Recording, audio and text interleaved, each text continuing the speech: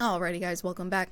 Earlier, we were discussing the NBA playoff games that happened last night, and now we're going to be talking about whether the Sooners are SEC ready or not. But before we do that, I just wanted to remind you guys to like and follow the show.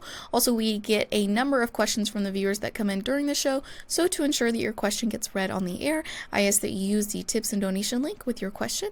That link is GSMCPodcast.net. Let's just put your question at the top of the list so I can see it, and it also really helps the show.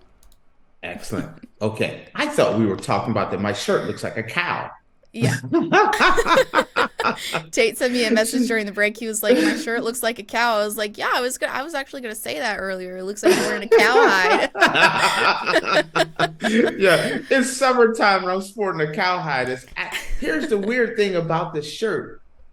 In the front, it's a unique shirt. I like the shirt, but on the front, it looks like a cowhide. Yeah. But behind it in the back, it's like a Chinese building. So I don't quite understand. I don't understand the designer that did these shirts. They're great shirts. They're silk designer shirts, but it's like instead of he just had to drop that real quick. He's wearing silk designer shirts. Wow. He's like, I'm just gonna put that out there for everybody. I'm wearing a silk designer shirt. Wow, babe. You gotta let the world know. Wow. See, I was not prepared for the right-left combination that you were going to throw at me on that one. I'm feisty this morning. Man, you ate your Wheaties this morning, apparently. Oh, gosh. I forgot what I was even going to say on that one now. So we're going to move on to something other than my cow design shirt, which it's not cow. I don't understand the design, but yeah, from here it looks like definitely a cowhide. It's cowhide in the front, Asian building in the back. Let's see if I can. So, yeah. Oh, see, now it doesn't really look like, you can see that it's more of like paint splatter. Okay. Yeah, so it's a little... It's not cowhide design. But from where you're sitting, that's what it looks like. Got a real Western vibe going today. I didn't think I'd have to model my shirt, but then hit me with a couple hard body blows. We humble ourselves on this show. Since we're talking about cows and being on the range, let's talk about those Oklahoma Sooners. Yeah, so are the Sooners SEC ready? This story comes from selloutcrowd.com, and they state the Sooners aren't SEC ready in the interior as the historic 2024 approaches. For 3 years, the chronic question about OU football has been this: are the Sooners SEC ready? 34 months ago, OU announced its eventual move to the Southeastern Conference, and since then, the focus on the SEC has been the forefront of all things Sooner. It's possible that OU took its eye off the ball. The Sooners are 17-10 in Big 12 play these last 3 seasons and have not so much as made it to Arlington for the conference championship game after winning 6 straight league titles. A relevant question any of those years would have been, are the Sooners Big 12 ready? But it's understandable that SEC is Canaan, the land of milk and honey, and the Sooners are ready to get out of Goshen. It all comes with great excitement, but much concern. Are the Sooners SEC ready? That question has gone from chronic to acute. OU's next conference game is against Tennessee. OU's next true road game is at Auburn. To quote the great George Allen, when he jumped from coaching the Los Angeles Rams to coaching the Over-the-Hill gang in Washington, the future is now. And to answer the question at hand, are the Sooners ready for the SEC? Of course not. They were, but they aren't now. In 2017, the team that Bob Stoops built and Lincoln Riley inherited, the Sooners had a roster that would have terrorized most of the SEC.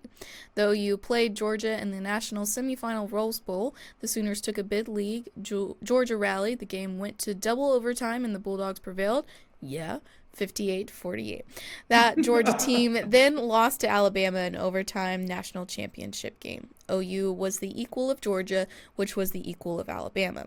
7 years later, the Sooners are not the equal of the Bulldogs or the Crimson Tide, or perhaps even more of the SEC.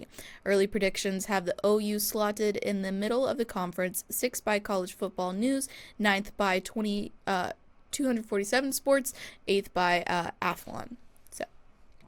Okay. I'm making my own story with this one. Go right ahead. You read that for no reason at all. Just joking. Did all that work for nothing?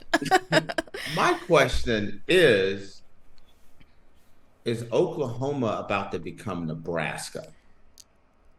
That's my question. And what I mean by it's the same question. Just phrased a little differently. Is Oklahoma SEC ready? Was Nebraska Big Ten ready? Nebraska was a college football powerhouse. They were winning national championships. They were always in the national championship picture, going to major bowl after major bowl. They left the Big 12, went to the Big 10, and then they went into the witness protection program. You haven't thought about Nebraska and national championship, Nebraska and a major bowl since. I didn't know anything about Nebraska football. So. Oh, Nebraska football used to be unreal. But now, the question is, will Oklahoma become the new Nebraska? That's the concern, that they're going to go to a different conference where the competition is a lot stiffer. And are they going to be the team that the difference between a national championship contending team and a team in middle of the road sometimes is just one or two plays. You could go through, like last year, let's use Georgia as an example. In your heart of hearts, do you think Georgia could contend for the national championship last year? Yeah. Okay. But they didn't even make the playoffs because they slipped up one time. One game. You know what I mean? One game they slipped up and they're not contending for that national championship. Well, when you go and you now have to play Texas, you got to play Georgia, you got to play Alabama, you got to play Auburn and LSU and Florida and South Carolina and Ole Miss. Now you slip on a banana peel 2 or 3 times in a year, you're in the middle of the pack. You're out of the national championship picture. It's easy for that to happen. You have one real loss and 2 or 3 games that you should have won, but you didn't win. Coaches get fired for that. And that's what I'm worried about with Oklahoma. There's going to be one of these teams are going to be the new Nebraska. And I look at it as Georgia and Texas are going to be the cream of the crop. They're going to be at the top. Okay. So Alabama, I feel like Alabama's going to come back to the pack. Losing Nick Saban is an issue. So when you look around and you say you have Alabama, you have Ole Miss, who has been killing it in the transfer portal. I feel like Ole Miss is on the way up. Alabama's sliding.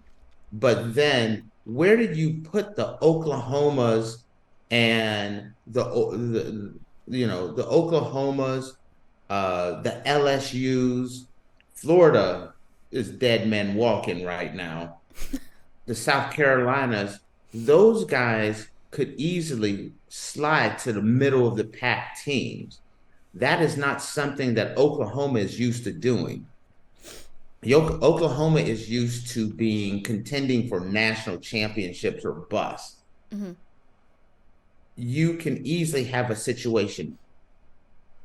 In my opinion, Georgia and Texas are the cream of the crop of the SEC now, with Alabama out. So it's going to be that much harder to win the SEC. Now, here is the good news for a team like LSU and Oklahoma. They're no longer going to a BCS model where there's only 2 teams that make it to the playoff, or the old college football model where there's 4 teams that make the playoff. There's now 16 teams. Sorry, there's 12 teams. Got a little ahead of. We've been talking so much this conference realignment thing that I'm over here automatically putting 16 teams in. But now you have a 12-team playoff. A team can lose 1 or 2 games and still make the playoffs, but you can't lose 3 and 4 games. Right. And when you look at the schedule and who you're playing every year, it's gonna be hard to come out of that SEC. That's the reason why the SEC keeps fighting for, hey, we want 2 at-large bids. When you look around and you're the Big Ten and you're like, we got Oregon, we got Washington, we got Ohio State, we have Michigan, we have Penn State, we have Iowa.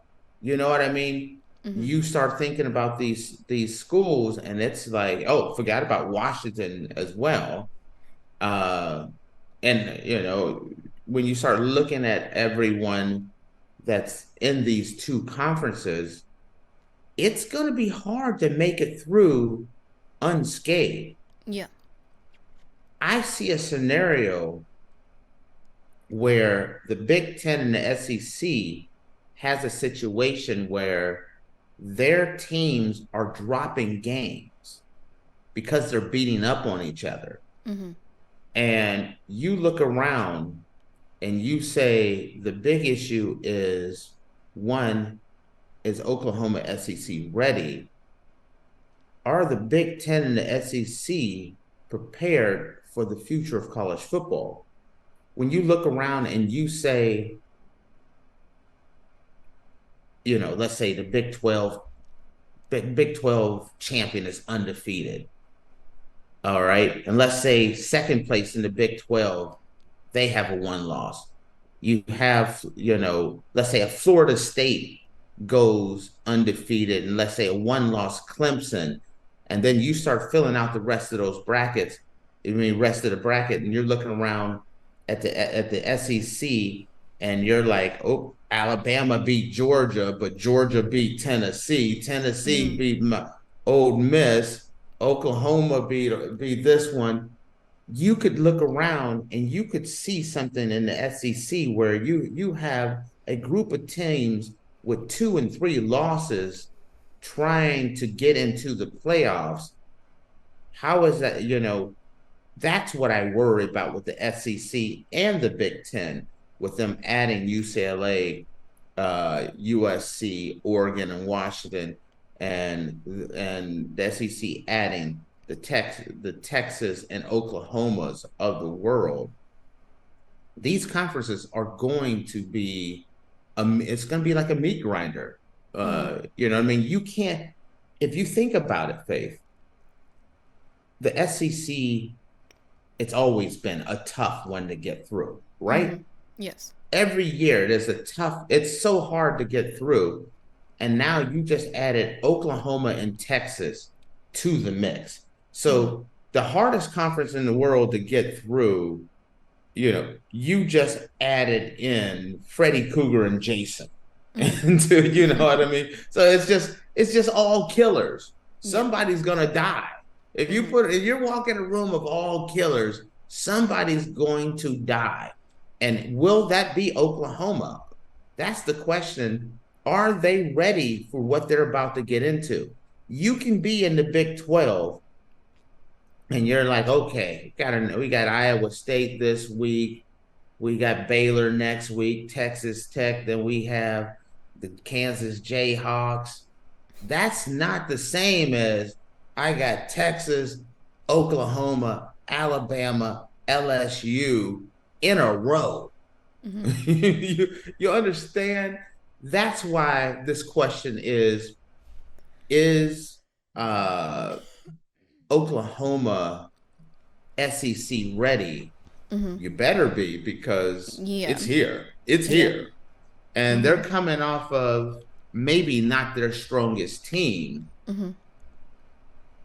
It could get ugly for them. Yeah. So that's my take. You being an SEC lady, woman, expert. What's your? Not what, expert. Do you understand? Not expert. Aficionado. But you gotta gear up coming in the SEC, especially now. SEC is a scary place to be right now. It is. People don't realize this is one of the things why I think the Big Ten and the SEC are looking at things and saying, we need to set things up. It's not equal anymore. Mm-hmm. When we look at our teams and what they have to, the gauntlet they have to go through to make it to the playoffs now, and you look around and you're looking at the ACC and you're like, hey, you're Florida State and you got Pittsburgh and Louisville and Boston College to play. You're looking at it and you're saying, wait a minute, some of our schools could take a big hit and get left out of this playoffs. We want some guarantees. Yeah. And that's why they're fighting so hard. The Big Ten and the SEC are fighting so hard to make sure that they have some guaranteed spots in there, because it could get ugly fast. Yeah, absolutely. Yeah. Alrighty.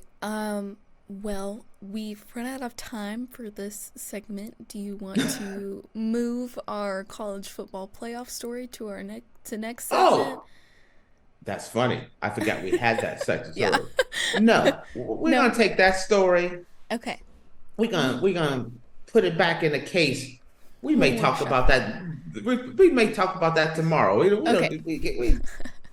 got other things to cover. Okay. Alrighty, guys. Well, with that, we're going to take a short break, and when we come back, we're going to dive into our Thirsty Thursday stories of the week. So make sure you guys stick around, and we will be back in a minute.